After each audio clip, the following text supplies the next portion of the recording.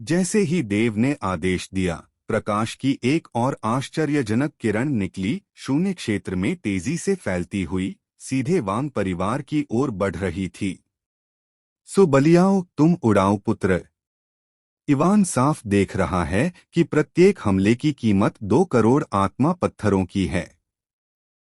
मुझे नहीं लगता कि तुम्हें इसका दर्द महसूस हो रहा होगा। हालांकि अधेड़ उम्र के आदमी ने यह बात सिर्फ देव को उकसाने के लिए कही थी। वह देव को आत्मा रत्नों की चुभन का एहसास दिलाना चाहता था, ताकि वह उन्हें इस तरह बर्बाद करना बंद कर दे। लेकिन वह गलत था। अगर देव को सचमुच चुभन होती तो वह ऐसा न करता। बेकार चीजों पर पैसा खर्च करना जरूर दुख देता है, लेकिन उपयोगी चीजों पर खर्च करने में बुरा मानने की क्या बात है। धमाका। जब यह दूसरा तोप का गोला फटा तो उसकी अद्भुत लहरों ने वांग परिवार द्वारा स्थापित सभी सुरक्षा व्यवस्थाओं को ध्वस्त कर दिया। इसके तुरंत बाद विनाशकारी शक्ति फैल गई और वांग परिवार के भीतर से चीखें सुनाई देने लगीं। पीछे हटो। यह दृश्य देखकर उस अधेड़ उम्र के व्यक्ति की आंखें लाल हो गईं। हालांकि वह गुस्से में था, फिर भी वह शांत रहा और दहाड़ा, तुरंत पीछे हटो, हमारी जान बचाना सबसे जरूरी है। यह तैरता हुआ पत्थर फीनिक्स संप्रदाय को दे दो। आप सभी का धन्यवाद। देव और बाकी लोग जल्दी से उनके पास पहुंच गए। चूंकि वांग परिवार के सदस्य पहले ही तैरते हुए पत्थर को छोड़ चुके थे, 5000 झांग का तैरता हुआ पत्थर अपनी जगह पर स्थिर रहा। जल्द ही फीनिक्स संप्रदाय के सदस्यों ने अपनी जगह बदली और 5000 झांग के तैरते हुए पत्थर पर खड़े हो गए। उनके आसपास खड़े वांग परिवार के सदस्य दांत पीसते हुए, क्रोध से जलती आंखों से देव को निगल जाने की कामना करते हुए, देव ने उन्हें पूरी तरह से अनदेखा कर दिया।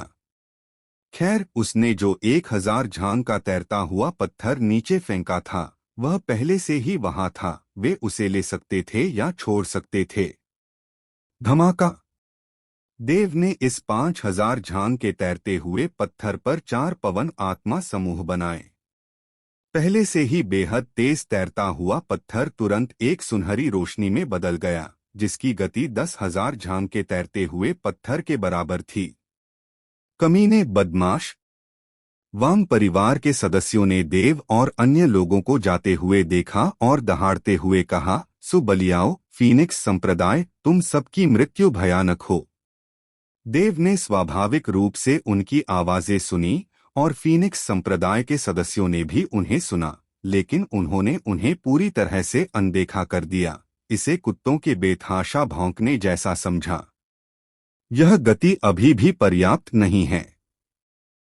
देव इस 5000 झांग तैरते पत्थर के बिल्कुल सामने खड़ा था और दूर तक देख रहा था। उसकी दृष्टि में आसपास के 5000 झांग तैरते पत्थर तेजी से पीछे छूट गए। केवल 10-10 हजार झांग तैरते पत्थर ही उसी गति को बनाए रख पाए जो सुनहरे निशानों के साथ तेजी से आगे बढ़ रहे थे। इन 10-10 हजार झांग तैरते पत्थरों पर निस्संदेह 10 महासंप्रदायों के लोग थे। इस दूसरे चरण में 10,000 झांग तैरते पत्थर सबसे बड़े और सबसे तेज थे, लेकिन दुर्भाग्य से कोई भी उन्हें प्राप्त नहीं कर सका। उसके नीचे 10,000 झांग तैरते पत्थर थे और 10,000 झांग तैरते पत्थरों के बाद 5,000 झांग तैरते पत्थर आए। इस समय देव इस 5,000 झांग के तैरते हुए पत्थर को आगे बढ़ाने के लिए 4 पवन आत्मा सरणियों का इस्तेमाल किया, जो 10,000 झांग के तैरते हुए पत्थर की गति के बराबर थी। हालांकि देव और बाकी लोग पहले ही लगभग 10 मिनट पीछे रह गए थे। अगर वे इसी गति से चलते रहे तो अंततः वे इन 10 महासंप्रदायों के पीछे ही चलेंगे। अगर वे निकास द्वार तक पहुंच भी गए तो वे केवल 11वें स्थान पर ही रहेंगे। 11वां स्थान देव की इच्छा नहीं थी, वह पहला स्थान चाहता था। लगता है कि मैंने जितने भी पवन आत्मा सरणियां परिष्कृत की हैं, वे सब इस पर व्यर्थ हो जाएंगी। देव कड़वाहट से मुस्कुराया, अपना सिर हिलाया और मन ही मन बुदबुदाया। यहाँ आने से पहले उसने कुल 10 पवन आत्मा सरणियां परिष्कृत की थीं, जिनका कुल मूल्य 300 अरब आत्मा रत्न था। शुरू में उसने जो 2 पवन आत्मा सरणियां स्थापित की थीं, वे लगभग समाप्त हो गई थीं, लेकिन अगले 2 के लिए ताबीज अभी भी कुछ समय तक चल सकते थे। उसकी संग्रहण अंगूठी में उसके पास अभी भी 30 ऐसे ताबीज थे जो 6 और स्थापित करने के लिए पर्याप्त थे। पवन आत्मा समूह 300 अरब आत्मा पत्थर वाकई कोई छोटी रकम नहीं थी। देव ने शुरू में इन्हें यहीं बर्बाद करने का इरादा नहीं किया था, बल्कि इन्हें दूसरे कामों के लिए बचाकर रखा था। लेकिन अब उसके पास इन्हें इस्तेमाल करने के अलावा कोई चारा नहीं था। फुस! उसके हाथ के एक झटके से सभी 30 ताबीज प्रकट हो गए। इसी क्षण पहले 2 पवन आत्मा समूहों के 10 ताबीज पूरी तरह से शून्य लोक में विलीन हो गए। इन ताबीजों के विलीन होने के कारण केवल 2 पवन आत्मा समूह ही बचे, जिससे देव के पैरों के नीचे 5000 झांग का तैरता हुआ पत्थर तुरंत धीमा हो गया। निकास अभी भी लगभग 1 लाख ली दूर होना चाहिए और फीनिक्स संप्रदाय और 10 महासंप्रदायों के बीच की दूरी लगभग 10,000 ली है। उन 10 मिनटों को छोड़कर जिनमें हम पहले पीछे रह गए थे, अगर मैं बाकी सभी 8 पवन आत्मा समूहों को तैनात कर दूं। हालांकि इससे बराबरी की गारंटी नहीं मिलती, लेकिन यह करीब होगा। देव की आंखें चमक उठीं और उसने धीरे से कहा, जरूर, अगर मुझे 10,000 झांग का तैरता हुआ पत्थर मिल जाए तो यह स्वाभाविक रूप से सबसे अच्छा होगा। ईशान देव ने सीधे पुकारा। आपका अधीनस्थ यहाँ है, ईशान ने जवाब दिया। युद्ध देवता संप्रदाय, तलवार अमर मकबरा, विशाल द्वीप, Z0 महल और अमर दाव दरबार, इन 5 महासंप्रदायों के स्थानों का पता लगाओ और जादुई क्रिस्टल तोपों से उन पर ताला लगा दो, देव ने आदेश दिया।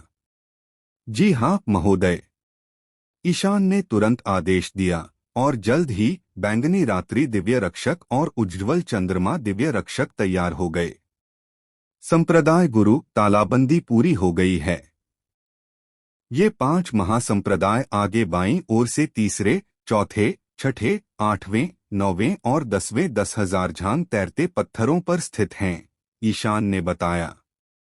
पहले की तरह 2 करोड़ आत्मा पत्थरों के साथ हमला करो और पहला हमला Z0 महल पर करो, देव ने गरजकर आदेश दिया।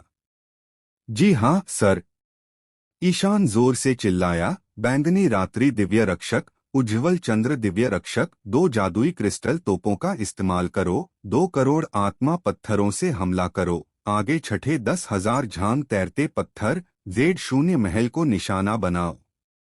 हालांकि 5 महासंप्रदायों में देव के प्रति द्वेष था, लेकिन सबसे गहरी दुश्मनी स्पष्ट रूप से Z0 महल से थी। इससे पहले राजेंद्र ने अपने ड्रैगन संप्रभु क्षेत्र की क्षमता में पूर्ववध देवता मंडप को दबाने के लिए काम किया था, लगभग सभी का सफाया कर दिया था। देव ने हमेशा इस बात को ध्यान में रखा था।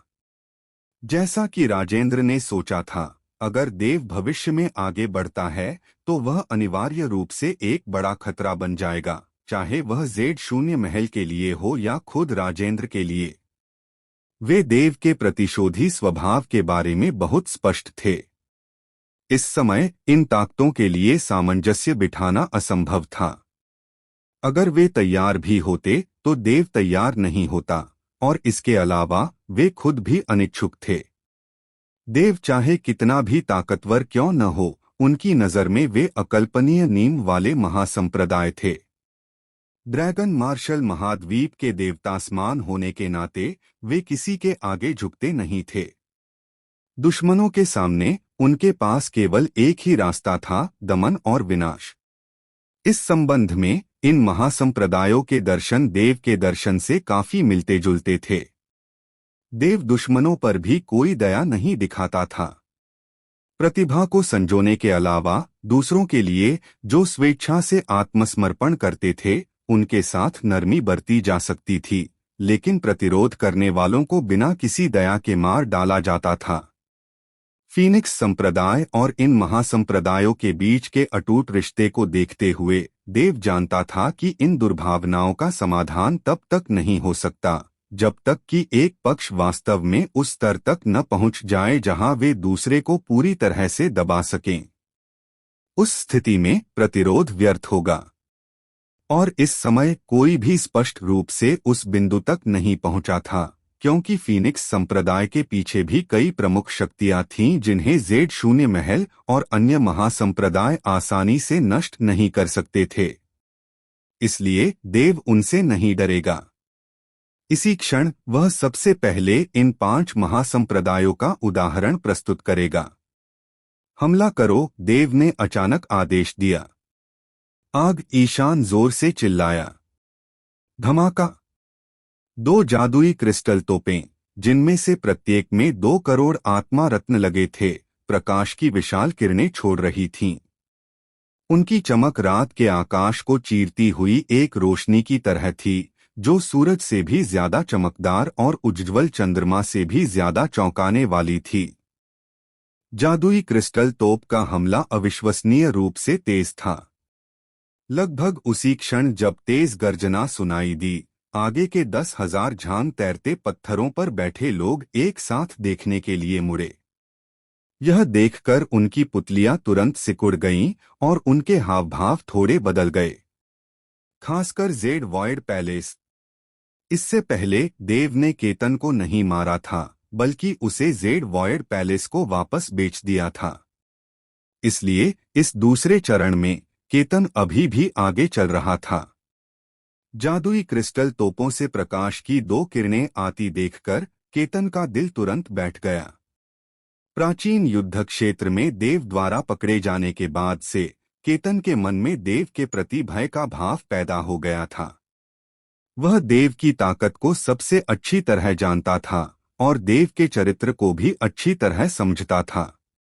उसने देव के बारे में अपनी सारी शिकायतें और राय भुला देने और फिर कभी उसका दुश्मन न बनने का फैसला कर लिया था।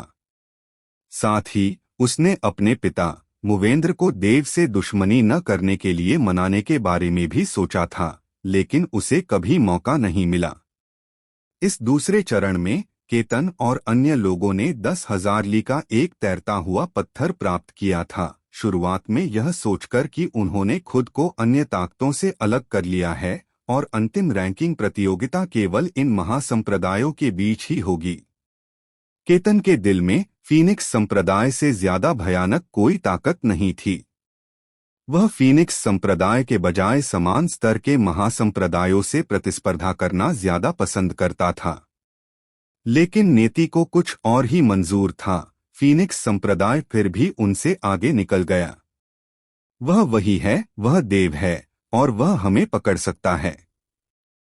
यह मेरी उम्मीदों के अनुरूप होना चाहिए था। केतन ने मन ही मन आह भरी। युवा गुरु केतन, उनका निशाना हम हैं, किसी ने आश्चर्य से चिल्लाया। मुझे पता है, केतन ने सिर हिलाया। तो हमें क्या करना चाहिए? उस व्यक्ति ने हिचकिचाते हुए पूछा। क्या करें? केतन ने पीछे मुड़कर देखा और शून्य क्षेत्र में आतिशबाजी की तरह प्रकाश की 2 चमकीली किरणें देखीं। एक बार जब वे नीचे उतरते तो वे जेड शून्य महल स्थित स्थान पर आश्चर्यजनक विनाशकारी शक्ति का संचार करते। यह विनाशकारी शक्ति अत्यंत अप्रतिरोध्य थी। भले ही वे इसे अस्थायी रूप से रोक पाते, फिर भी उन्हें निश्चित रूप से भारी क्षति होती। इसके अलावा केतन के विचार में देव के पास निश्चित रूप से केवल इस तरीके से कहीं अधिक था। इन 2 प्रकाश स्तंभों की तुलना में और भी बहुत कुछ हो सकता है। देव द्वारा लक्षित कोई भी बच नहीं सकता था। तैरती चट्टान से उतर जाओ, उन्हें ले जाने दो, केतन अचानक चिल्लाया। ये शब्द सुनकर जेड वॉइड पैलेस के सभी लोग दंग रह गए। युवा गुरु केतन, आपने क्या कहा? तैरती चट्टान से उतर जाओ। ये कैसे हो सकता है? निकास द्वार तो सामने ही है। अगर हम अभी निकास द्वार से बाहर निकल जाएं, तो हमारा जेड वॉइड पैलेस निश्चित रूप से शीर्ष 10 में शुमार हो जाएगा। लेकिन अगर हम अभी पीछे हट गए, तो शीर्ष 10 की तो बात ही छोड़िए, हम जल्दी ही दूसरी ताकतों से आगे निकल जाएंगे, जिससे शीर्ष 100 में पहुंचना भी मुश्किल हो जाएगा। केतन के कानों में बेचैनी भरी विनती पहुंची। केतन ने एक कड़वी मुस्कान दी और मुड़कर कहा, मुझे ये सब कैसे पता नहीं चला। लेकिन अगर हम नहीं उतरे तो सुबलियाओं हमें जबरदस्ती उड़ा देगा। क्या तुम इस पर विश्वास करते हो? मुझे विश्वास नहीं हो रहा। वे बहुत दूर हैं, वे बिल्कुल भी नहीं पकड़ सकते। जहां तक इन दो प्रकाश स्तंभों की बात है, हालांकि उनकी शक्ति अत्यंत प्रबल है, फिर भी हम उनका प्रतिरोध करने में असमर्थ नहीं हैं। युवा गुरु केतन, प्राचीन युद्ध क्षेत्र में उस युद्ध के बाद क्या आप सुबलियाओं से बहुत डरे हुए लग रहे हैं?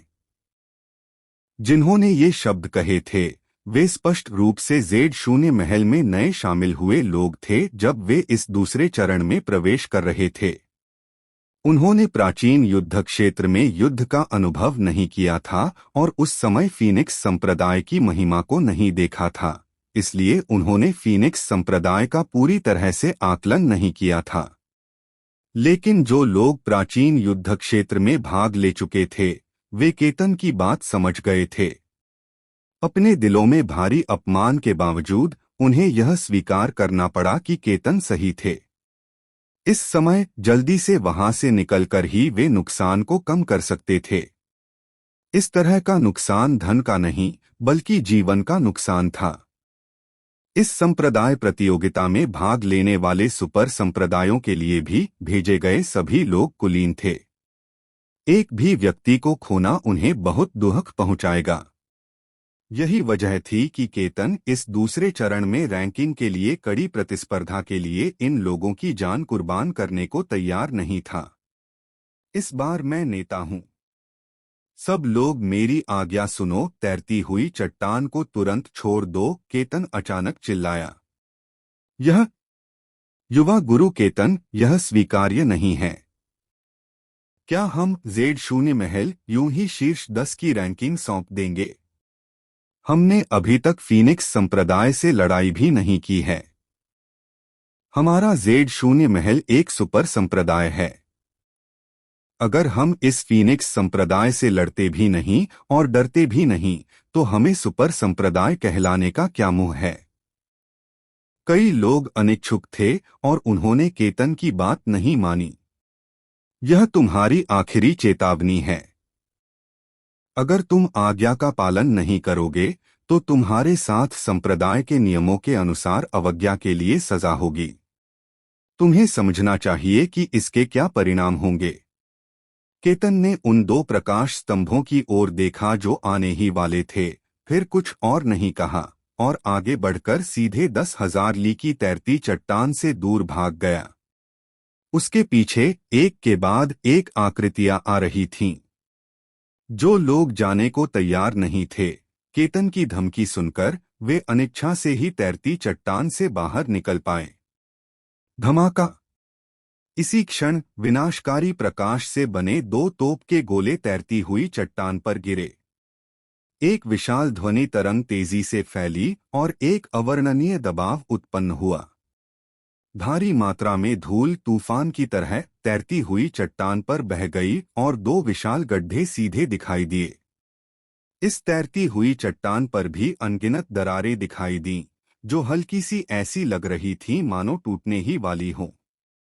इस अपार शक्ति को देखकर Z0 महल के सभी लोग अचंभित रह गए और उन्हें तुरंत एहसास हुआ कि केतन का आदेश कितना सही था। 3 मिनट बाद फीनिक्स संप्रदाय आ पहुंचा। देव ने सीधे हाथ हिलाया और सभी तुरंत 10,000 ली तैरती हुई चट्टान पर कूद पड़े। क्या तुम फिर से हो? जब उसने केतन और दूसरों को दूर खड़े देखा, तो देव थोड़ा चौंका, फिर मुस्कुराया। मैंने ध्यान नहीं दिया, लेकिन इस बार तुम्हारी समझदारी देखकर मैं तुम्हें कुछ नहीं करूंगा। मैं तुम्हें वह 5,000 ली का तैरता हुआ पत्थर दूंगा जो मैंने पहले इस्तेमाल किया था। इस 10,000 ली के तैरते हुए पत्थर के बदले कैसा रहेगा? शुक्रिया। केतन ने अपनी मुट्ठियां भींच लीं। उसने सचमुच ऐसे लाभ की उम्मीद नहीं की थी। जड़ शून्य महल के लोगों की बात करें तो उनके दिलों में भी कुछ संतुलन आ गया। हालांकि उन्होंने 10,000 ली का तैरता हुआ पत्थर खो दिया था, लेकिन इस 5,000 ली के तैरते हुए पत्थर के साथ वे दूसरी ताकतों से ज्यादा पीछे नहीं रहेंगे। अब और बकवास मत करो। वापस जाओ और अपने पिता से कहो कि मुझे उकसाए नहीं। जहां तक उस राजेंद्र की बात है, हे देव ने बाकी शब्द नहीं कहे, बस उनकी जगह हे का इस्तेमाल किया। और केतन उन दो शब्दों से अदम्य भावना को समझ सकता था। जाओ।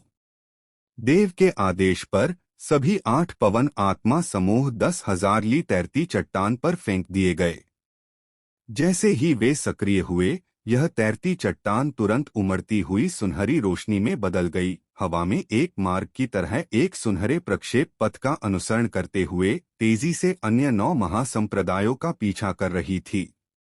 इन 8 पवन आत्मा समूहों के त्वरण के साथ देव और अन्य जिस 10,000 ली तैरती चट्टान पर थे, वह अन्य 9 महासंप्रदायों की तुलना में कई गुना तेज थी। उनकी दूरी तेजी से कम होती जा रही थी और 5 मिनट बाद वे उनके साथ पहुंचने ही वाले थे। और इस समय निकास द्वार उनसे केवल लगभग 1,00,000 ली दूर था। लगभग 10,000 ली की दूरी पर 10,000 झांग तैरते पत्थर को अपनी सामान्य गति पर पहुंचने में लगभग 3 मिनट लगेंगे, लेकिन अगर देव अपनी गति कई गुना बढ़ा दे तो उसे लगभग 1 मिनट लगेगा। हालांकि उससे पहले ही देव उनसे काफी पीछे रह गया था और अपनी वर्तमान स्थिति से इस बढ़ी हुई गति पर भी उसे कम से कम 3 मिनट लगेंगे। दूसरे शब्दों में, अगर उसकी गति कई गुना बढ़ भी जाए तो भी पीछे रह गई दूरी के कारण देव के लिए पहले स्थान के लिए प्रतिस्पर्धा करना आसान नहीं था। अगर यह बस इसी तरह का एक साधारण पीछा होता तो देव का मानना था कि वह निश्चित रूप से उन्हें पकड़ नहीं पाएगा। ज्यादा से ज्यादा वह केवल 10वां स्थान ही छीन पाएगा। इसलिए कुछ और तरीके अपनाने पड़े। 80,000 ली बचे, 70,000 ली, 60,000 ली, 40,000 ली। ईशान ने निकास द्वार पर गौर से देखा और लगातार दूरी बता रहा था। फीनिक्स संप्रदाय शेष 9 महासंप्रदायों के और करीब आ रहा था और ये 9 महासंप्रदाय भी निकास द्वार के और करीब आ रहे थे। ऊपर देखने पर कोई देख सकता था कि वन ब्लेड पैलेस इन 9 महासंप्रदायों में सबसे आगे था, उसके बाद दानव क्षेत्र और फिर ताइपिंग संप्रदाय और पवित्र आत्मा भवन समानांतर रूप से। बेशक हालांकि 9 महासंप्रदायों की स्थिति में अंतर था, लेकिन अंतर बहुत ज्यादा नहीं था। आखिरी क्षण में कोई भी तैरते हुए पत्थर पर निर्भर नहीं था, बल्कि अपनी ताकत का इस्तेमाल करके सीधे निकास द्वार से बाहर निकल गया। 30,000 ली। ईशान ने देव की ओर देखा और एक और दूरी बताई। संप्रदाय गुरु, हम दिव्या ने थोड़ी चिंता व्यक्त की। जल्दी मत करो, देव ने शांति से सीधे आगे देखते हुए कहा। विभिन्न कारणों से फीनिक्स संप्रदाय अब निकास द्वार से केवल 20,000 ली दूर था और वे 9 महासंप्रदायों से केवल 10,000 ली दूर थे। यही वह क्षण था जब देव ने अंततः कहा, जादुई क्रिस्टल तोप तैयार करो। ईशान के चेहरे पर चमक आ गई और उसने तुरंत जादुई क्रिस्टल तोप पर हमला करने का निर्देश देना शुरू कर दिया। समय बीतता गया, कुछ को लगा कि यह लंबा है, कुछ को लगा कि यह छोटा है। केवल 10,000 ली बाकी है। ईशान फिर बोला। उसने स्पष्ट रूप से देखा कि 9 महासंप्रदाय अब निकास द्वार से केवल 6,000 ली दूर थे।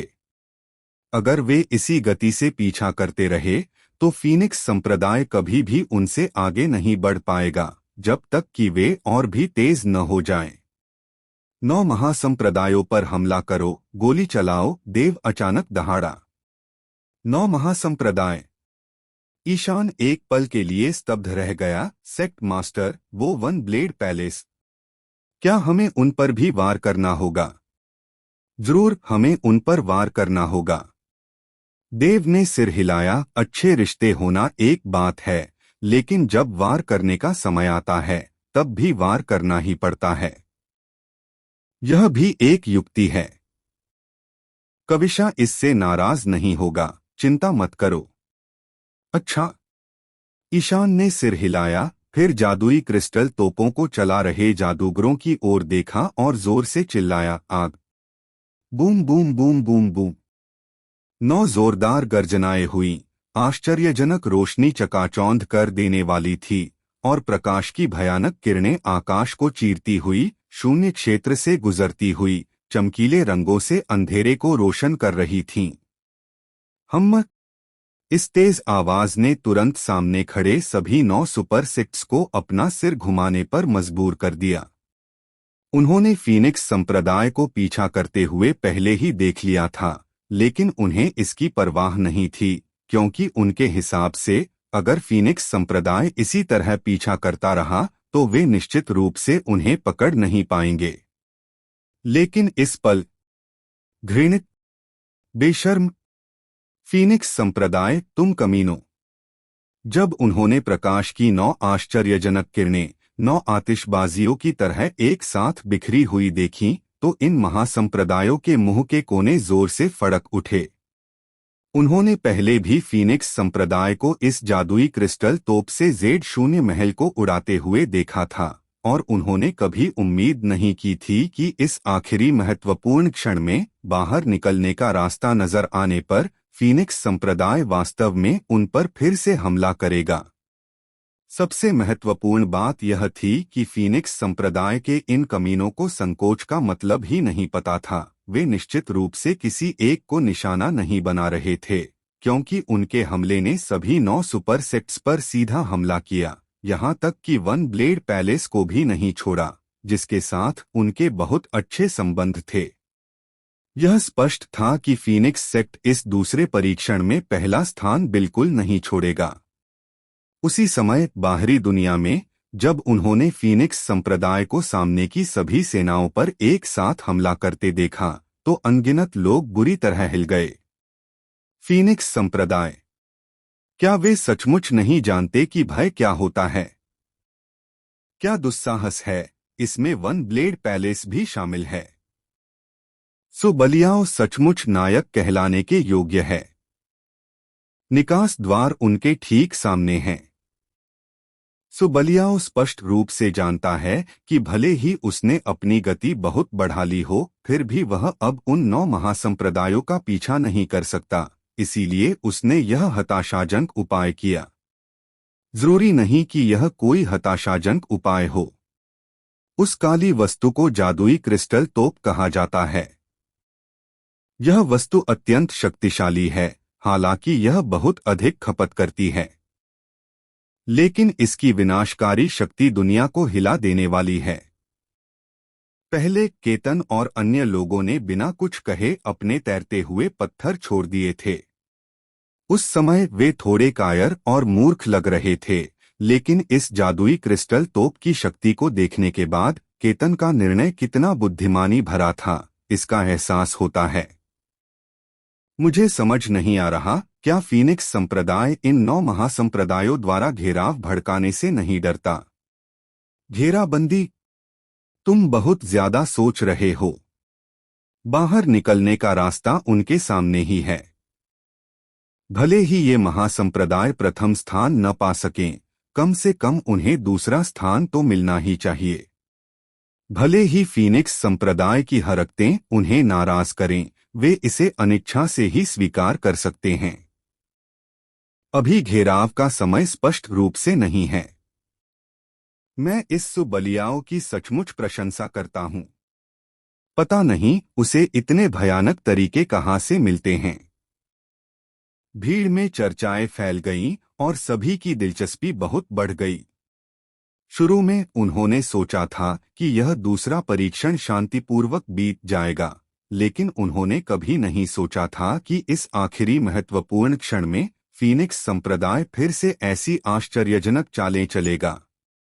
इस बीच दूसरे परीक्षण में जब प्रकाश की 9 किरणें जिन यांग प्रकाश तोपों में परिवर्तित होकर 9 महासंप्रदायों की ओर गिरी, तो ज्यादातर महासंप्रदायों के चेहरे गंभीर हो गए और वे दांत पीसने लगे। Boom boom boom boom. जैसे ही प्रकाश तोपें नीचे उतरी, धरती हिला देने वाली गर्जनाएं लगातार गूंजती रहीं। जिन तैरते पत्थरों पर 9 महासंप्रदाय स्थित थे, वे जोर से कंपन करने लगे और उनकी गति भी तेजी से कम हो गई। सो बलियाओ। तलवार अमर मकबरे से किसी ने दहाड़कर कहा, प्राचीन युद्ध क्षेत्र में तुमने हम पर हमला किया था और अब तुम फिर से हमें रोक रहे हो। क्या तुम्हें सच में लगता है कि हम महासंप्रदायों को धमकाना इतना आसान है?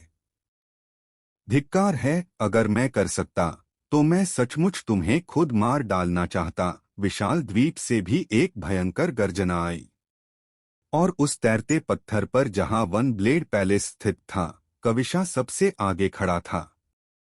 उनके तैरते हुए पत्थर पर भी बमबारी हुई, लेकिन जैसा कि देव ने सोचा था, कविशा नाराज नहीं थी, बस एक व्यंग्यात्मक मुस्कान दिखा रही थी। यह आदमी।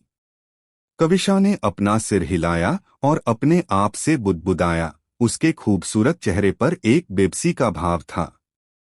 सिर्फ वही नहीं, असल में सभी महासंप्रदाय असहाय महसूस कर रहे थे।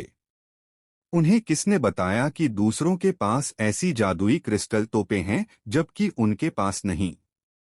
चूंकि इन 9 सुपर सेक्ट्स के तैरते पत्थरों पर प्रहार हुआ था, इसलिए उनकी गति बहुत कम हो गई, जिससे फीनिक्स सेक्ट कुछ ही सेकंड में लगभग उनके समानांतर आ गया। इसके अलावा चूंकि फीनिक्स सेक्ट के तैरते पत्थर पहले से ही बहुत तेज थे, ये 9 सुपर सेक्ट्स सिर्फ देख सकते थे कि फीनिक्स सेक्ट उन्हें पार करके पहला स्थान हासिल कर लेता है। उनमें से स्वॉर्ड, इमॉर्टल टॉम्ब और जायंट आइलैंड जैसी ताकतें फीनिक्स सेक्ट पर हमला करना चाहती थीं, लेकिन बाहर निकलने का रास्ता उनके ठीक सामने था। अगर वे अभी हमला करते तो निस्संदेह यह समय की बर्बादी होती और इससे केवल वन ब्लेड पैलेस जैसे सेक्ट्स को ही फायदा होता। वे स्वाभाविक रूप से ऐसा कुछ नहीं करते। इसलिए फीनिक्स सेक्ट द्वारा पहला स्थान छीन लिए जाने से बेहद नाराज होने के बावजूद वे इस नतीजे को लाचारी से स्वीकार कर सकते थे। उन्हें बस दूसरे या तीसरे स्थान के लिए प्रतिस्पर्धा करने की पूरी कोशिश करनी थी। शीर्ष 3 की तुलना शीर्ष 10 से नहीं की जा सकती थी। इस बेतुके अलिखित समझौते के तहत एक भी सुपर सेक्ट ने फीनिक्स सेक्ट पर हमला नहीं किया। हालांकि उन पर पहले भी फीनिक्स संप्रदाय ने बमबारी की थी, फिर भी उन्होंने दांत पीसकर उसे सहन किया। धमाका। सुनहरी रोशनी फैल गई, एक प्रक्षेप पथ बनाते हुए 9 महासंप्रदायों की नजरों में और दूर होती चली गई। अरे बदमाश! कविशा अचानक चिल्लाया, क्या तुम ऐसे ही चले जाओगे? मैं, कविशा, यूं ही नुकसान नहीं सहूंगा। यह सुनकर बाकी सभी लोग दंग रह गए। कविशा का इससे क्या मतलब था? फीनिक्स संप्रदाय आखिरकार पहला स्थान हासिल करने में कामयाब हो गया था। क्या उन्हें यहाँ पीछे छूटने का इंतजार करने के बजाय भागना नहीं चाहिए था? लेकिन अगले ही पल उन्हें कविशा का मतलब समझ आ गया। आग। जैसे ही आगे से एक तेज गर्जना आई, लगातार 4 धरती हिला देने वाले धमाके गूंजते रहे और प्रकाश की ऊंची किरणें फिर से उभरीं। शून्य क्षेत्र में एक सुंदर चाप बनाते हुए सीधे पीछे की ओर बढ़ गईं। ये प्रकाश की 4 किरणें थीं और इन 4 किरणों के निशाने विशालकाय द्वीप, तलवार अमर मकबरा, अमर दाओ दरबार और युद्ध देवता संप्रदाय थे। धिक्कार है! यह देखकर ये चारों महासंप्रदाय लगभग पागल हो रहे थे। उन्होंने कभी सोचा भी नहीं था कि पहला स्थान गंवाने और फीनिक्स संप्रदाय पर हमला न करने के बाद फीनिक्स संप्रदाय उन्हें नीचे गिराकर लात मार देगा। सो बलियाओ, तुम्हारी मौत भयानक हो। कसम से, अगर मैं तुम्हें इस जन्म में नहीं मारूंगा तो मैं इंसान नहीं रहूंगा। देव, सो बलियाओ, मैं तुम्हारे 18 पीढ़ियों के पूर्वजों को श्राप देता हूँ, तुम बूढ़ी बदबूदार कुतिया। इस समय उन्होंने लगभग हर वह बुरा शब्द बोला जो उन्हें याद आ सकता था, और वे बस इस तरह की गालियां दे सकते थे। देव ने ऐसा नाटक किया जैसे उसने सुना ही न हो। उसने कविशा की तरफ देखा और हल्के से मुस्कुराया। अब तुम्हें कोई नुकसान नहीं होगा, है ना? हम्म, कोई बात नहीं, कविशा ने शर्माते हुए कहा। वन ब्लेड पैलेस पहले से ही आगे था।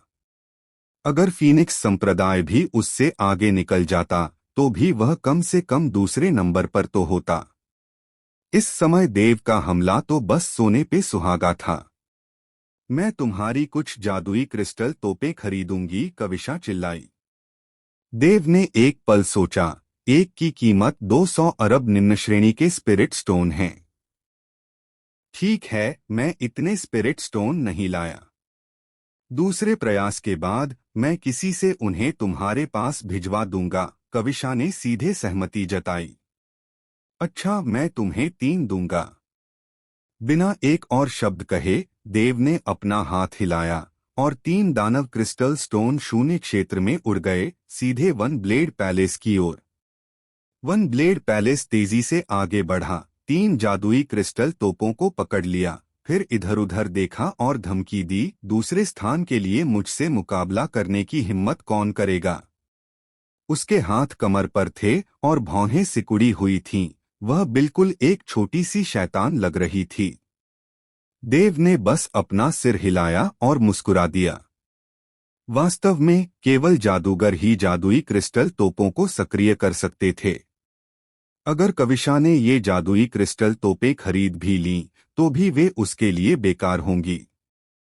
बेशक अगर कीमत काफी ज्यादा होती तो देव को वन ब्लेड पैलेस को कुछ जादूगरों को प्रशिक्षित करने में मदद करने में कोई आपत्ति नहीं होती। और वन ब्लेड पैलेस के लिए जादुई क्रिस्टल तोपों के अस्तित्व के कारण अन्य सुपर संप्रदाय जैसे पवित्र आत्मा हॉल और दानव क्षेत्र, जो उनके सबसे करीब था, सभी के चेहरे हिंसक रूप से कांप रहे थे। उनके पास वास्तव में अन्य तरीके भी थे, लेकिन वे तरीके इन जादुई क्रिस्टल तोपों के सामने स्पष्ट रूप से अतुलनीय थे। कविशा को जादुई क्रिस्टल तोपें खरीदते देखकर वे तुरंत आज्ञाकारी हो गए। देव। तभी ताइपिंग संप्रदाय की ओर से अचानक एक स्पष्ट आवाज आई। देव की आकृति रुक गई। उसने पीछे मुड़कर देखा तो पाया कि बोलने वाली कोई और नहीं बल्कि ताइपिंग राजकुमारी माही थी। क्या तुम मुझे ये जादुई क्रिस्टल तोपें बेच सकती हो? माही ने अपने होंठ भींचे और पूछा। देव ने एक पल सोचा, फिर आखिरकार कुछ शब्द बोले। माफ करना, मेरे पास भी ये जादुई क्रिस्टल तोपें ज्यादा नहीं बची हैं। माही चौंक गई, फिर कुछ और नहीं बोली। मध्य क्षेत्र में सब इंतजार कर रहे थे। शून्य लोक में एक भंवर था। वह भंवर इस दूसरे परीक्षण का निकास द्वार था। कोई पास की दरार से अंदर गया और इस भंवर से बाहर निकला। धमाका! एक क्षण अचानक एक जोरदार आवाज हुई और भंवर में 10,000 झांग का एक तैरता हुआ पत्थर प्रकट हुआ।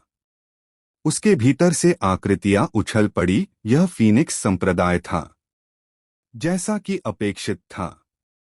अफसोस, इस फीनिक्स संप्रदाय के पास वाकई कुछ तरकीबें हैं।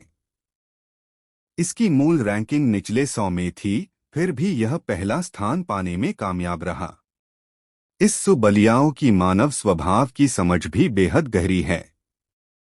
वह जानता है कि 9 संप्रदाय उन पर हमला करने में समय बर्बाद नहीं करेंगे।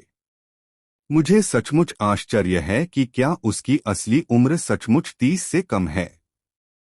पहले और दूसरे दोनों परीक्षणों में प्रथम स्थान, भले ही उसे तीसरे परीक्षण में उच्च रैंक न मिले, उसे कम से कम स्तर 3 या उससे ऊपर का पास तो मिलेगा ही, है ना? निश्चित रूप से स्तर 3 से ज्यादा, कम से कम स्तर 1 का पास।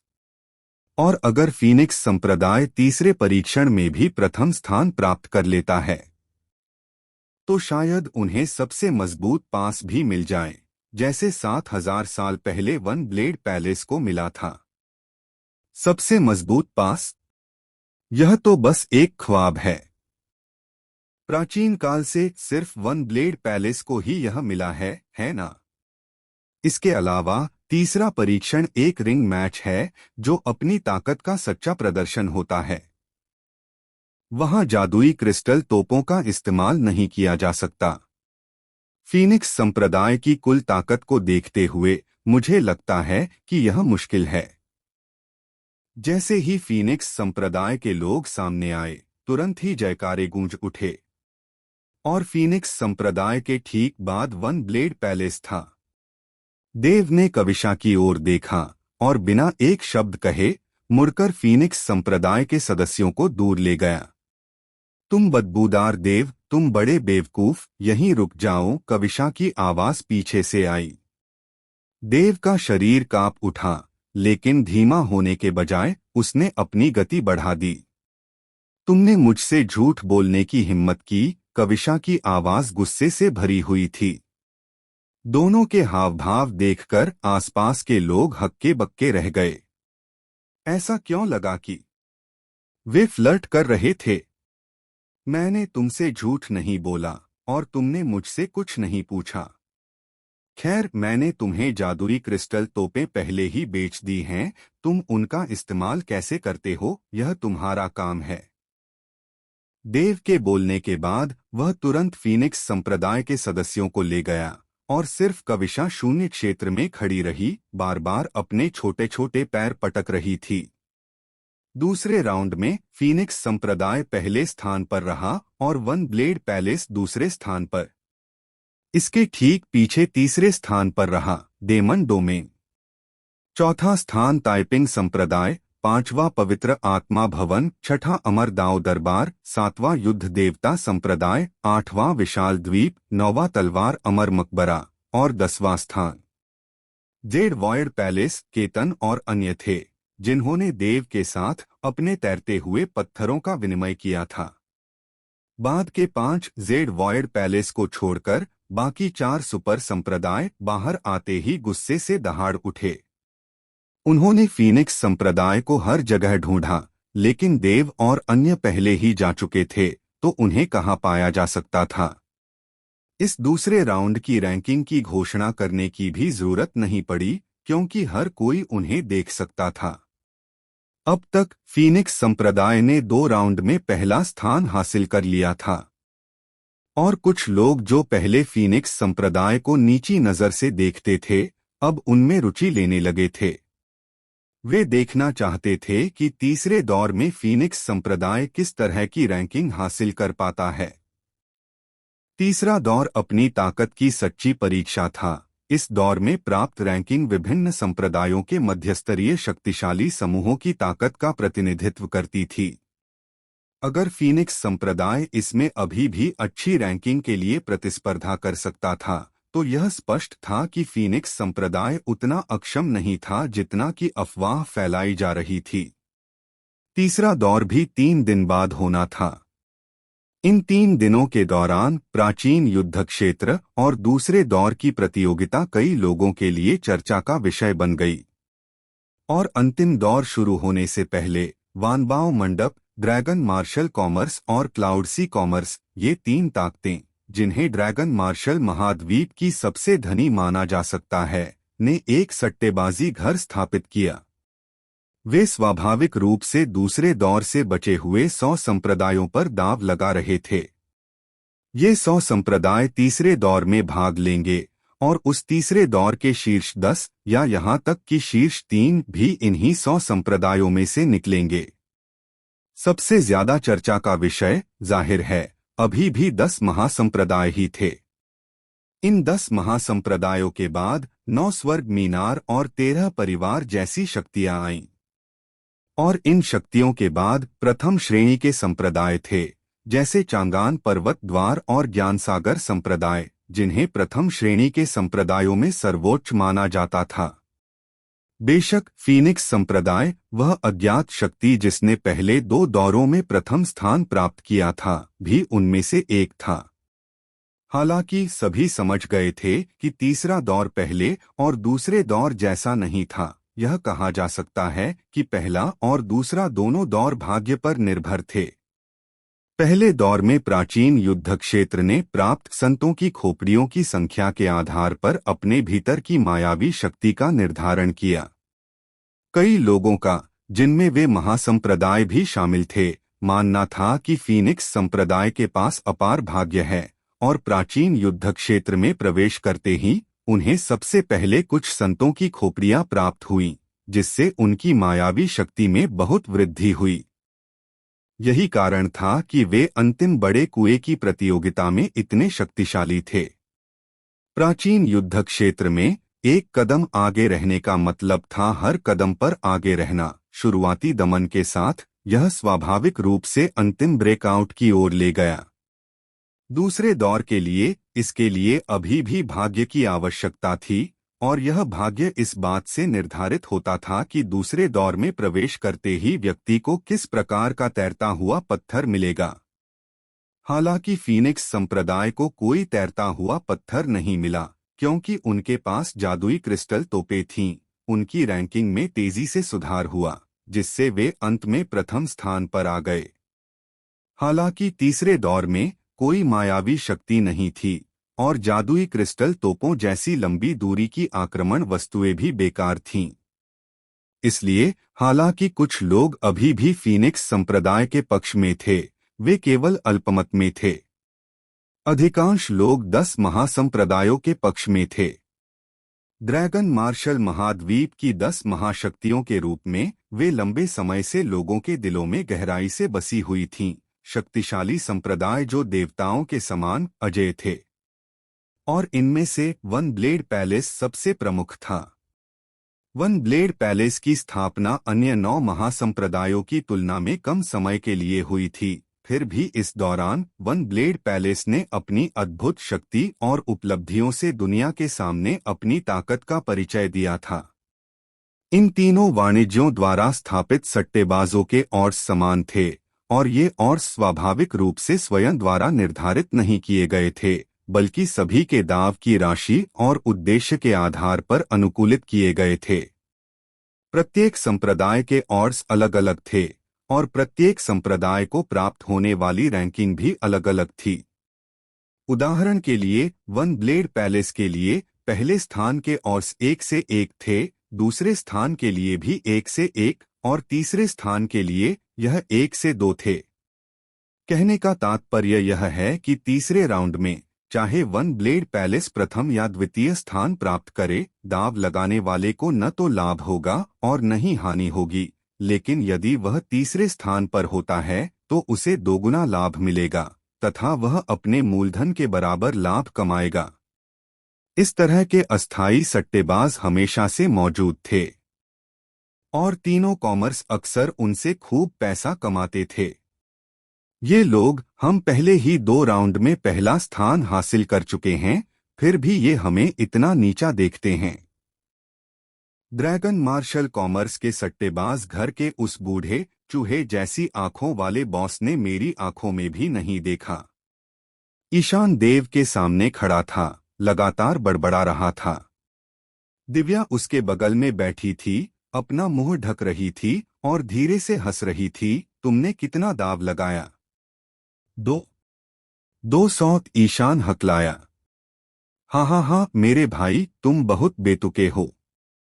विवंश तुरंत पेट पकड़कर हंस पड़ा। 200 स्पिरिट स्टोन? तुम्हें ये बताने में शर्म भी कैसे आ रही है? क्या ये हमारे फीनिक्स संप्रदाय की बदनामी नहीं है? मुझे याद है संप्रदाय प्रमुख ने तुम्हें पहले 10 करोड़ स्पिरिट स्टोन इनाम में दिए थे, है ना? तुमने तो सिर्फ 200 की ही शर्त लगाई थी। हाँ, मैं तो हंसते हंसते मर जाऊंगा। अगर मैं वो बॉस होता तो न सिर्फ तुम्हारी तरफ देखता भी नहीं, बल्कि तुम्हें 2 थप्पड़ भी जड़ देता। चले जाओ। ईशान ने विवंश को घूरते हुए कहा। 200 में क्या बुराई है? क्या 200 पैसे नहीं हैं? शर्त लगाने वाले लोग दरवाजे पर भीड़ लगाए बैठे हैं। अगर हर कोई 200 ले ले तो वो भी बहुत बड़ी दौलत होगी। क्या तुम्हें नहीं पता कि इस जमाने में पैसा कमाना कितना मुश्किल है? 200 स्पिरिट स्टोन से तुम कई दिनों की दावत उड़ा सकते हो। तुम सच में बहुत कंजूस हो। दिव्या ने भी बेबसी से मुस्कुराते हुए अपना सिर हिलाया। मैं कितना भी दाव लगाऊं, असली बात तो सेवा भाव है। सेवा भाव। ईशान आंखें घुमाता रहा। फीनिक्स सेक्ट के लिए क्या ऑर्डर्स हैं? देव ने मुस्कुराते हुए पूछा। 10वां स्थान 1 से 3, 20वां स्थान 1 से 2, 30वां स्थान। ईशान आगे बोलने ही वाला था कि देव ने हाथ हिलाकर उसे बीच में ही टोक दिया और कहा, पहले स्थान का क्या? पहला स्थान? ईशान की आंखें चौड़ी हो गईं। अरे, इससे तो मुझे गुस्सा आ रहा है। हम पहले ही 2 राउंड में पहला स्थान हासिल कर चुके हैं और वे लोग अभी भी आश्वस्त नहीं हैं। मैं सीधे मुद्दे पर आओ। देव ने भौहें चढ़ाई। 1 से 20, ईशान ने तुरंत कहा। 1 से 20। देव के कुछ बोलने से पहले ही विवंश तुरंत खड़ा हो गया। तुम क्या करने वाले हो? दिव्या ने पूछा। उस सट्टेबाजी के घर को तोड़ दो। सब जाहिर है विवंश बस बातें कर रहा था। वह उस जुआघर को कैसे तोड़ सकता था? फीनिक्स संप्रदाय की जीत की संभावनाएं कोई जुआघर तय नहीं कर सकता। हालांकि 1 से 20 की संभावनाएं अभी भी बेहद असहज हैं। 1 से 20 की संभावना का मतलब है कि अगर फीनिक्स संप्रदाय पहला स्थान जीतता है तो उसे अपने मूलधन का 20 गुना मुआवजा मिलेगा। इस नजरिए से यह फीनिक्स संप्रदाय को नीचा दिखाता है। मैं तुम्हारे साथ, ईशान ने विवंश को आंख मारी। ठीक है, चलो। मैंने कहा, क्या तुम दोनों थोड़ी देर शांत हो सकते हो? दिव्या ने बेबसी से अपना माथा रगड़ा। तो फिर हमारे शीर्ष 3 में आने की संभावनाएं क्या हैं? शीर्ष 3 के लिए संभावनाएं 1 से 15 हैं और शीर्ष 10 के लिए यह 1 से 10 है, ईशान ने कहा। लगता है मेरे फीनिक्स संप्रदाय को 2 राउंड जीतने के बाद भी नीची नजर से देखा जाता है। देव मंद मंद मुस्कुराया, बिना किसी जिंदगी की भावना के। यह भी अच्छा है, हम बहुत बड़ा मुनाफा कमा सकते हैं, है ना? यह पैसा कमाने की बात नहीं है, यह तो नजरिए की बात है, नजरिए की। ईशान ने गंभीरता से कहा, मेरे फीनिक्स संप्रदाय को इस तरह नीची नजर से क्यों देखा जाता है? 2 राउंड जीतने के बाद भी हमारे पास इतनी संभावनाएं क्यों हैं? क्यों? इस बिंदु पर ईशान रुका, फिर अचानक विवंश की ओर देखा। तुम कितना दाव लगाने की योजना बना रहे हो? सब कुछ, विवंश ने कहा। ठीक है, ईशान ने दृढ़ता से सिर हिलाया। दिव्या, देव। देव और दिव्या इस जीवंत जोड़ी को देखकर सचमुच अवाक रह गए। अगर वे खुश थे तो खुश थे, लेकिन फिर भी उन्हें ऐसा धार्मिक दिखावा करना पड़ा। संप्रदाय गुरु, आपको क्या लगता है हमें किस पर दाव लगाना चाहिए? प्रथम स्थान पर या शीर्ष 3 पर या शीर्ष 10 पर? ईशान ने देव से हंसते हुए पूछा।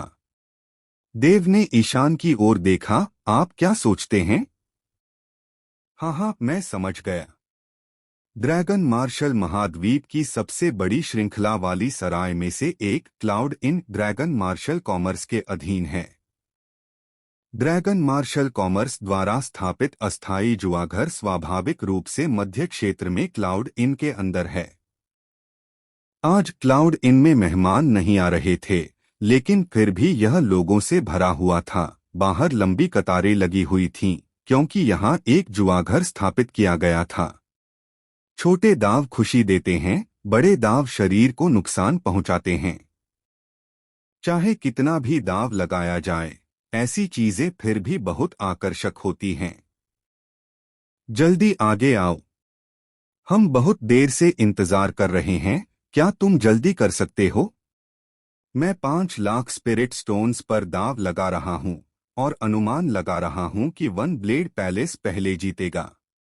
बेसब्री से चिल्लाने की आवाजें आती रहीं।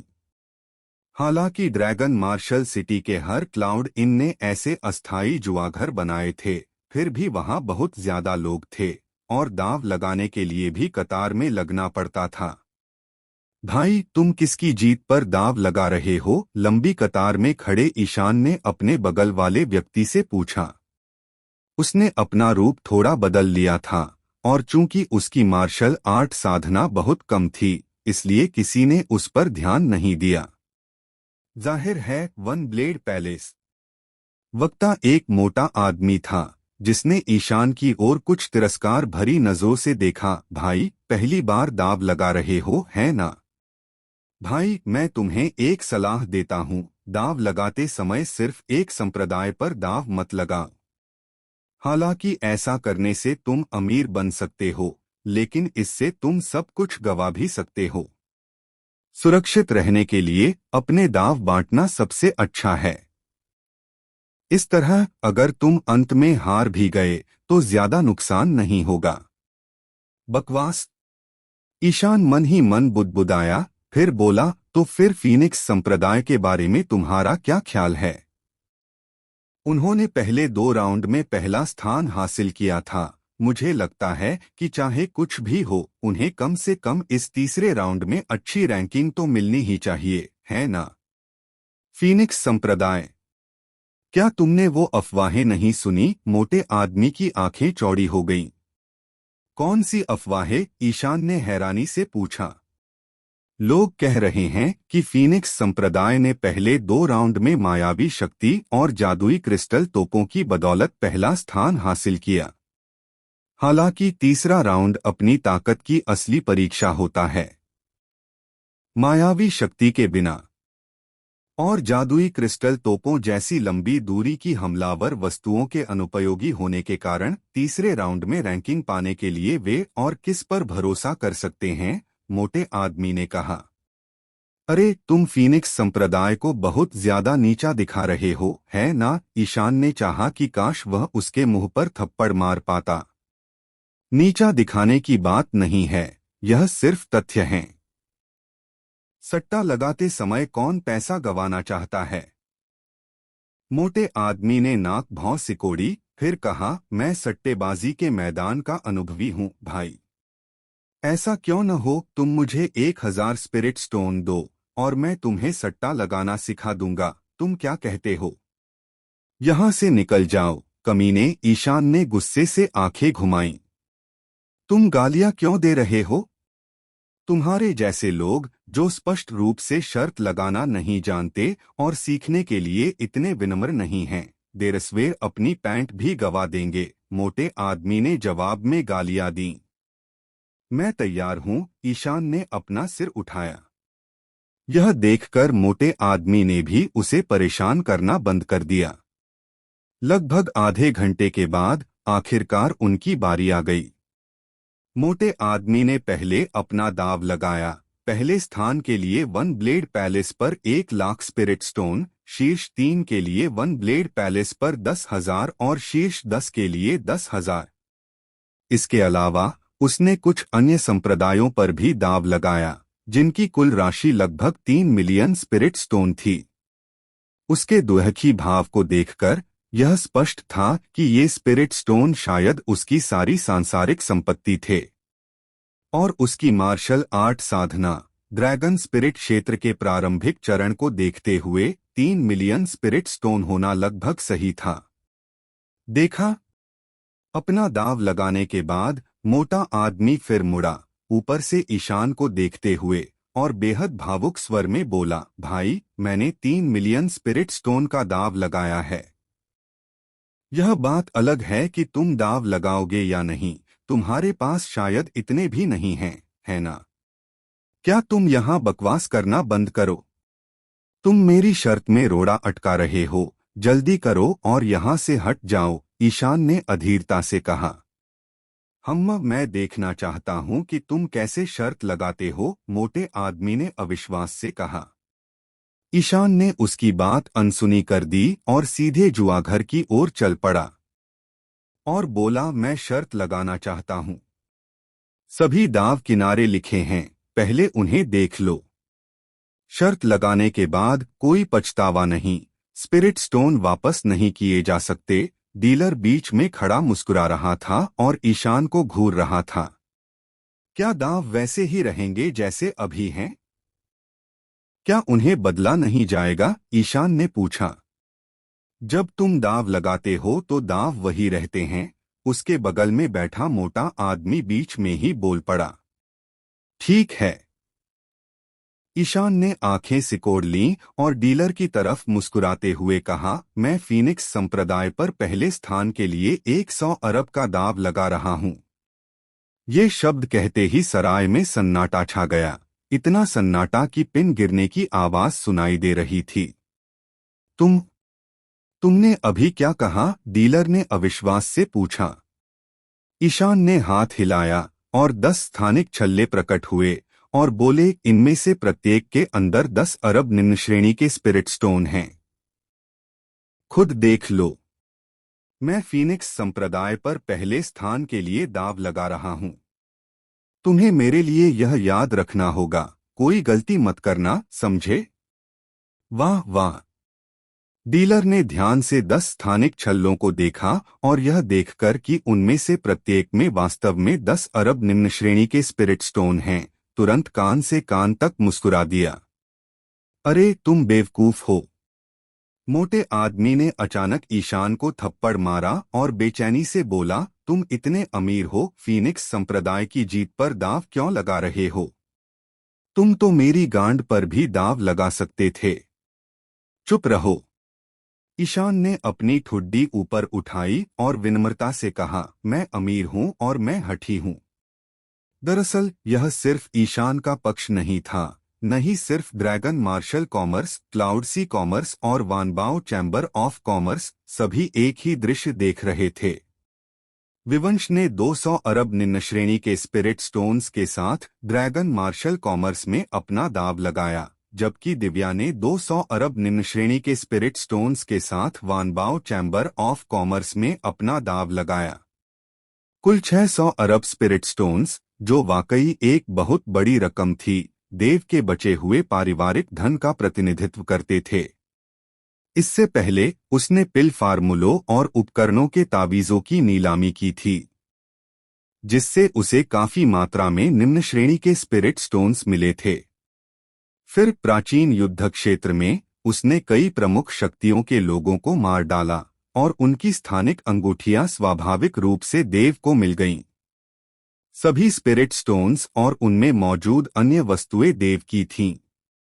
इन सभी संचयों ने देव को 600 अरब की संपत्ति का मालिक बना दिया और इस बार देव को पूरी तरह से दांव पर लगा हुआ कहा जा सकता है। फीनिक्स संप्रदाय की वर्तमान संभावनाओं को देखते हुए अगर वे पहला स्थान हासिल कर लेते तो यह 20 गुना भुगतान होता। 20 गुना 600 अरब यानी 12 ट्रिलियन।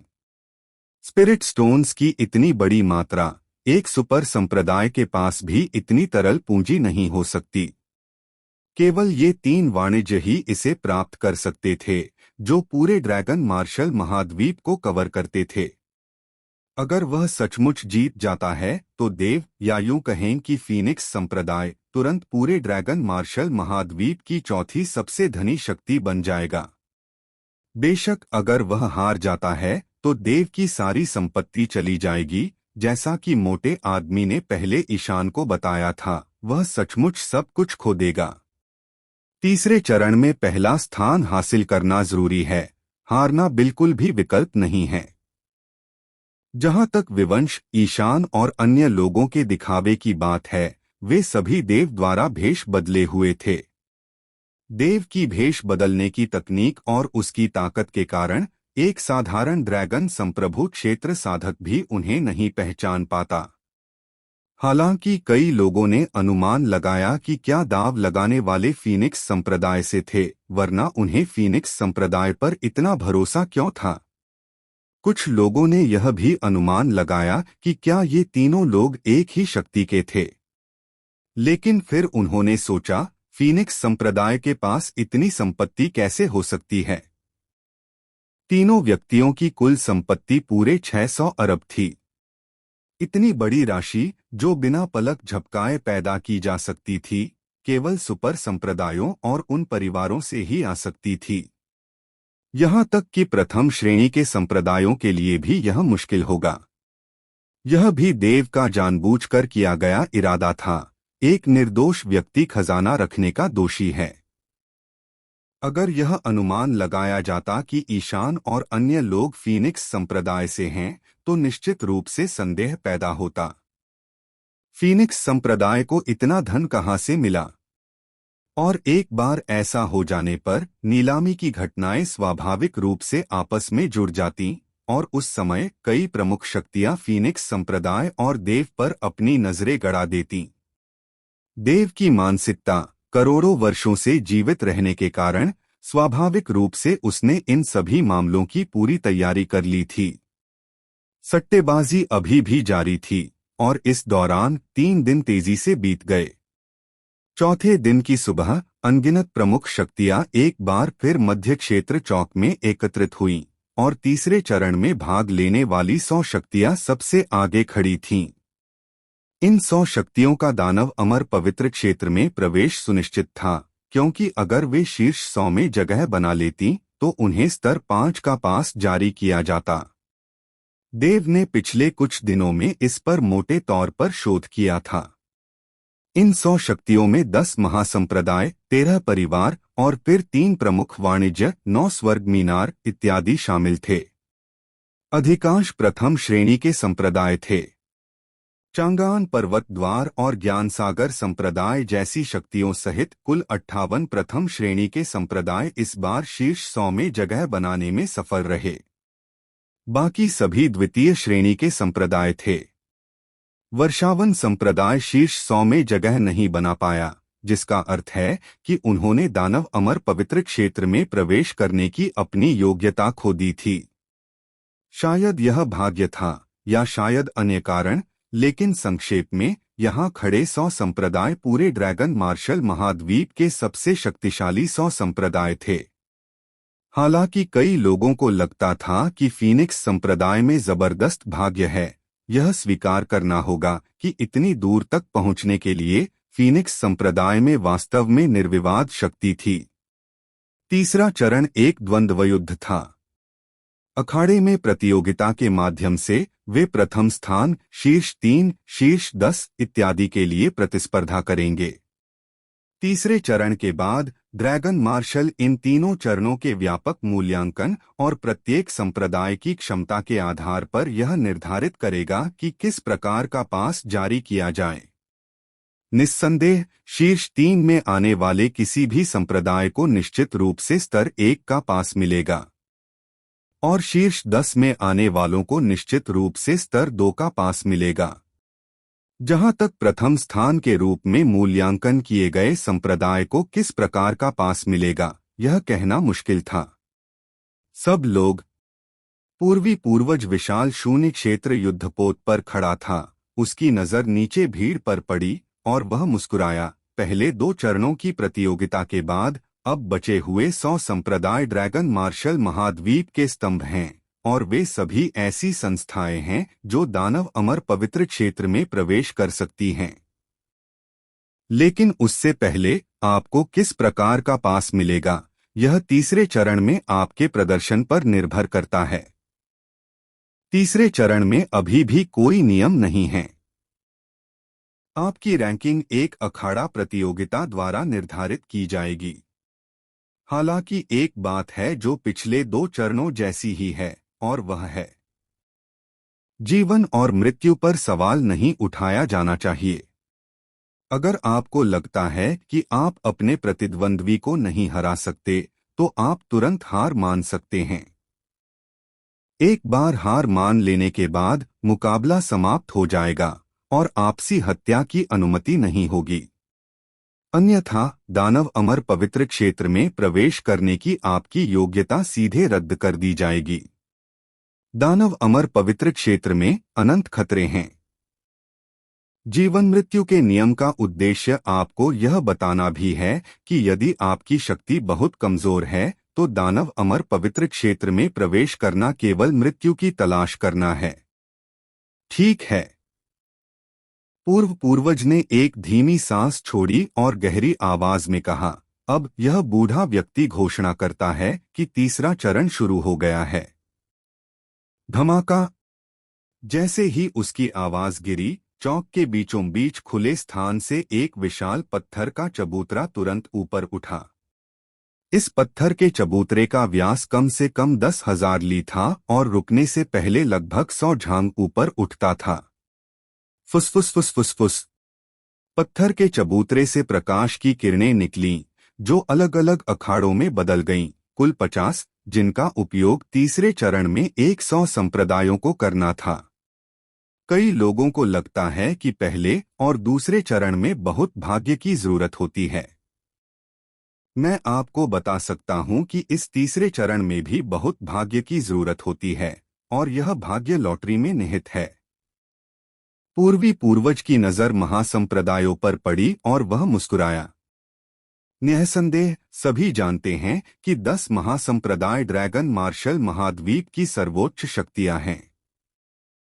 लेकिन यह लॉटरी इस बात में कोई फर्क नहीं करती कि आप सर्वोच्च शक्ति हैं या नहीं। यह बहुत संभव है कि शीर्ष 50 के लिए प्रतिस्पर्धा करने वाली इस लॉटरी में 2 महासंप्रदाय आपस में भिड़ जाएं।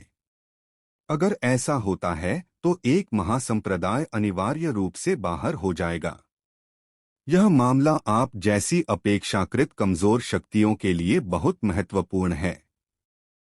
यह आपका भाग्य है। हाँ, यह तो बहुत बढ़िया है। ऐसा भी हो सकता है।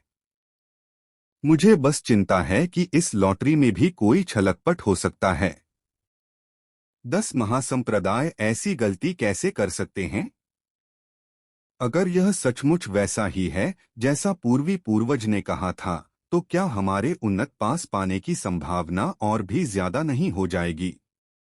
पूर्वज के बोलते ही सुखद आश्चर्य की आवाजें तुरंत गूंज उठीं।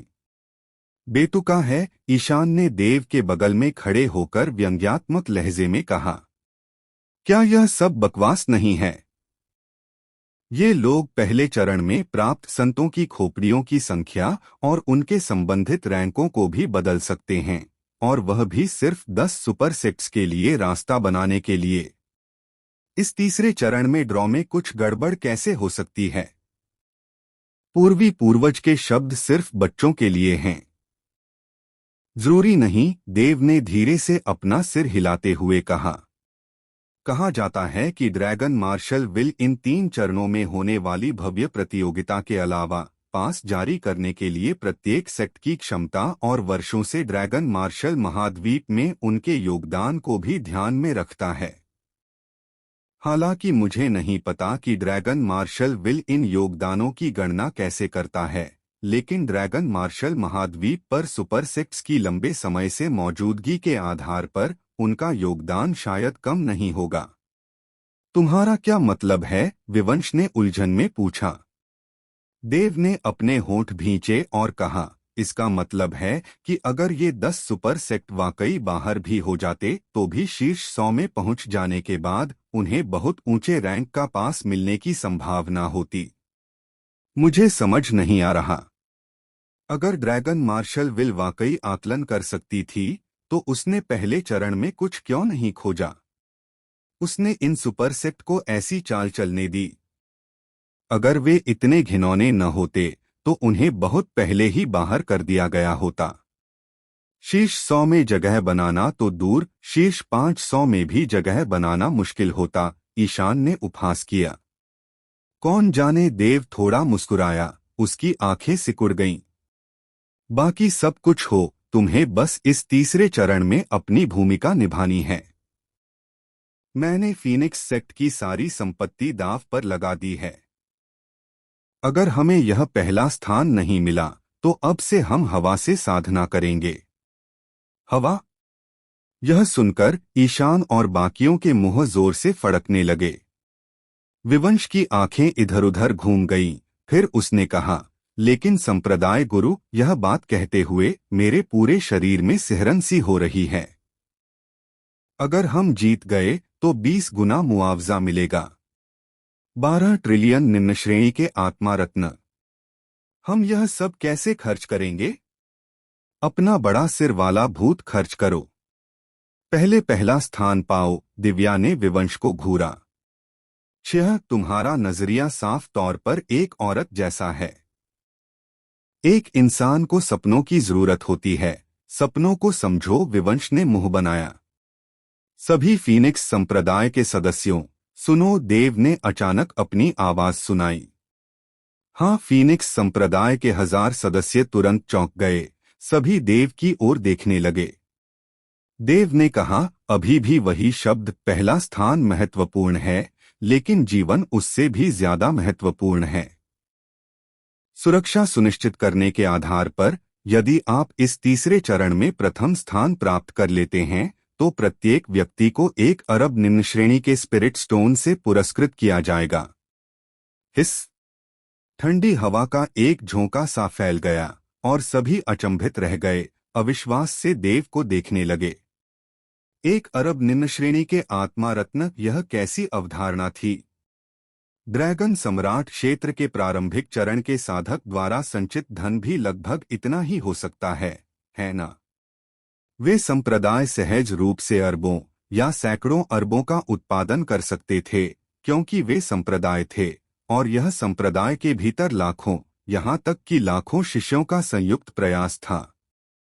लेकिन अगर यह सिर्फ एक व्यक्ति होता, चाहे वह ड्रैगन सम्राट क्षेत्र का प्रारंभिक चरण का साधक ही क्यों न हो, तो 1 अरब आत्मा रत्न आसानी से अर्जित करना बिल्कुल असंभव होता।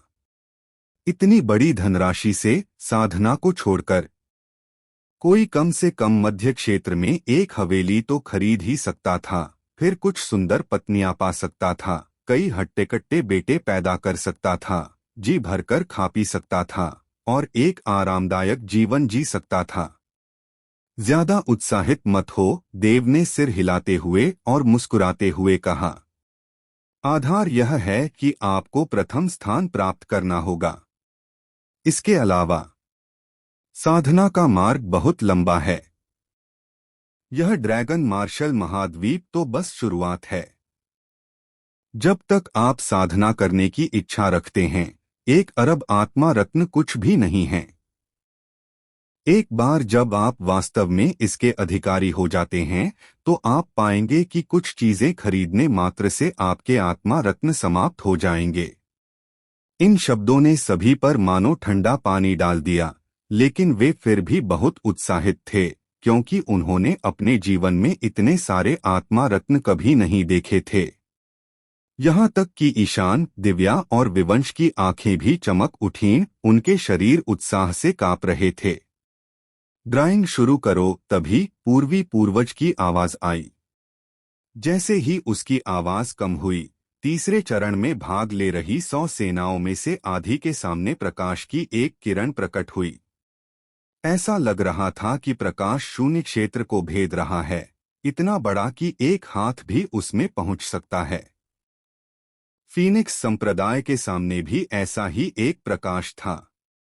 देव ने एक पल सोचा, फिर अपना दाहिना हाथ उठाकर प्रकाश में फैला दिया। वह अपने भीतर अलग अलग आत्मारत्नों को महसूस कर सकता था। जैसे ही देव ने एक आत्मारत्न को छुआ, उसने तुरंत अपना दिव्य विचार प्रकट कर दिया, उसे परखने का इरादा रखते हुए। लेकिन उसी क्षण प्रकाश अचानक कंपनित हुआ, जिसने देव के दिव्य विचार को सीधे तोड़ दिया। देव चौंक गया। उसने ऊपर देखा और देखा कि पूर्वज उसे देखकर मुस्कुरा रहे हैं, और एक आवाज देव के कानों में पड़ी। जूनियर, मुझे पहले चरण की बात के लिए सचमुच खेद है, लेकिन मैं उस स्थिति में असहाय था। हालांकि इस तीसरे चरण के लिए आपको बिल्कुल भी चिंता करने की जरूरत नहीं है। सभी ड्रॉ मेरे द्वारा व्यक्तिगत रूप से संभाले जाते हैं। यहां तक कि सुपर 6 को भी अपने लक्ष्यों को मनमाने ढंग से बदलने का अधिकार नहीं है। पहले चरण की तुलना में यह तीसरा चरण वास्तव में निष्पक्ष और न्यायसंगत है। देव एक पल के लिए चुप रहा, फिर बोला। पहले चरण में जो हुआ, उसे देखते हुए इस तीसरे चरण का संचालन चाहे जैसे भी हो, इसे अब निष्पक्ष और न्यायपूर्ण नहीं कहा जा सकता। पूर्वी पूर्वज क्षण भर के लिए स्तब्ध रह गया, फिर आह भरी और कुछ नहीं बोला। हाँ, देव सही था। अगर पहला चरण भी निष्पक्ष और न्यायपूर्ण होता तो कम से कम दो महासंप्रदाय इस तीसरे चरण से बाहर हो जाते। लेकिन उन्होंने फिर भी भाग लिया और वे शीर्ष 100 में शामिल हो गए और दैत्य अमर पवित्र क्षेत्र में प्रवेश करने की योग्यता प्राप्त कर ली। फिर कैसी निष्पक्षता और न्याय! कुछ देर जांच करने के बाद देव ने अपना हाथ वापस खींच लिया। उसकी हथेली में एक क्रिस्टल था। जैसे ही उसे बाहर निकाला गया, क्रिस्टल पर तुरंत एक पंक्ति दिखाई दी, बुद्ध पर्वत। ये वे हैं। देव की नजर तुरंत दूर की ओर गई, जहां हाथ जोड़े और कश्य पहने लोगों का एक समूह खड़ा था। उनके सिर चमक रहे थे, उनके बाल पूरी तरह से मुड़े हुए थे और 9 काले बिंदु दिखाई दे रहे थे। ये लोग दूसरे दर्जे के संप्रदाय बुद्ध पर्वत से थे। संप्रदाय गुरु, क्या ये वही हैं? ईशान ने देव को देखते हुए पूछा। हम्मत देव ने थोड़ा सिर हिलाया, फिर पूछा, मुझे याद है, बुद्ध पर्वत के लोग हमेशा सांसारिक मामलों से विमुख, एकांत में साधना करते प्रतीत होते हैं, है ना? हाँ, ईशान ने सिर हिलाया। अगर ऐसा न होता तो बुद्ध पर्वत निश्चित रूप से सिर्फ दूसरे दर्जे का संप्रदाय नहीं होता। ऐसा कहा जाता है कि उस समय तलवार अमर मकबरे ने उन्हें भर्ती करने की कोशिश की थी, उनके संप्रदाय का दर्जा बढ़ाने के लिए नहीं, बल्कि बुद्ध पर्वत को सीधे तलवार अमर मकबरे में मिलाने के लिए। लेकिन बुद्ध पर्वत ने मना कर दिया। मना कर दिया? और फिर क्या? देव ने फिर पूछा। तो मुझे नहीं पता, लेकिन कई लोगों ने अनुमान लगाया कि बुद्ध पर्वत की पृष्ठभूमि बहुत मजबूत है, वरना तलवार अमर मकबरे को यूं ही इतना नुकसान नहीं उठाना पड़ता। ईशान ने अपना सिर हिलाया। जब देव ने बुद्ध पर्वत की ओर देखा तो सबसे आगे लाल कशाय वस्त्र पहने, लंबी माला पहने और सोने का दंड पकड़े एक अधेड़ उम्र का व्यक्ति खड़ा था। उसने मानो उसकी निगाहें भांप लीं और देव की ओर देखा। महाराज, मुझे विश्वास है कि आप कुशल मंगल हैं। अधेड़ उम्र के उस व्यक्ति ने हाथ जोड़कर देव को थोड़ा सा प्रणाम किया। यह आदर का भाव नहीं, बल्कि बौद्ध शिष्टाचार था। बुद्ध पर्वत की शक्ति के बावजूद इस साधना ने ही देव को बहुत सहज महसूस कराया। उसने भी हाथ जोड़कर थोड़ा सा प्रणाम किया। देव ने बुद्ध पर्वत का चित्र बनाया है। मुझे आशा है कि महागुरु उदार होंगे। सभी जीवों में हम आते जाते रहते हैं। बुद्ध के प्रति समर्पित हृदय और भलाई के प्रति समर्पित मन वाला यह विनम्र भिक्षु शुरू में इसमें भाग नहीं लेना चाहता था, लेकिन स्वर्ग ने मेरी इच्छा पूरी नहीं की और मैं इस सांसारिक संसार में प्रवेश कर गया, अंतः संघर्ष में भाग ले रहा हूँ। महामहिम, बुद्ध पर्वत का चित्र बनाना इस विनम्र भिक्षु के लिए एक दंड माना जा सकता है। अधेड़ उम्र के उस व्यक्ति की आवाज स्थिर थी, जिसमें एक भिनभिनाहट थी, मानो स्वर्ग और पृथ्वी के महादाओं की प्रतिध्वनि हो, जिससे देव के कंधे जोर से कांप रहे थे और उसकी पुतलियां सिकुड़ रही थीं। मैंने एक बार तारों भरे आकाश में सच्चे संतों और बुद्धों को देखा था। जब वे बोलते थे तो वे स्वर्ग और पृथ्वी के महादाओं का आह्वान करते थे, बुराई को अच्छाई में बदल देते थे और सभी भूत प्रेत और राक्षस उनके पास आने की हिम्मत नहीं करते थे। देव मन ही मन बुदबुदाया, क्या बौद्ध संप्रदाय के सभी लोग ऐसे ही होते हैं? बुद्ध पर्वत आखिरकार एक दोयम दर्जे का संप्रदाय ही है, जो अभी तक एक सच्चे बुद्ध आदरणीय के स्तर तक नहीं पहुंचा है। फिर भी मुझे यह एहसास होता है। क्या ऐसा इसलिए है क्योंकि मेरी साधना बहुत कम है, या किसी और वजह से? देव समझ नहीं पाया। वह बता सकता था कि यह अधेड़ उम्र का व्यक्ति ड्रैगन गॉड लोक शिखर पर था, लेकिन उसके अंदर हमेशा एक खास एहसास रहता था। यह भावना बुद्ध पर्वत के अन्य शिष्यों में भी थी, लेकिन उतनी प्रबल नहीं थी। इस विनम्र भिक्षु का बौद्ध नाम बुद्धपाल है, जो असीम कर्म, असीम सद्विचार और असीम दाव का प्रतीक है। उस अधेड़ व्यक्ति ने देव को फिर से प्रणाम किया और अपनी वाणी सुनाई, इस बार हमारा आगमन विवाद के लिए नहीं है। युद्ध के दौरान मुझे आशा है कि महामहिम आप पर दया करेंगे। महागुरु बहुत विनम्र हैं। देव ने गहरी सांस ली और फिर कुछ नहीं कहा। जब दोनों बातें कर रहे थे, तब अन्य संप्रदायों को भी अपने विरोधियों के बारे में पता चला।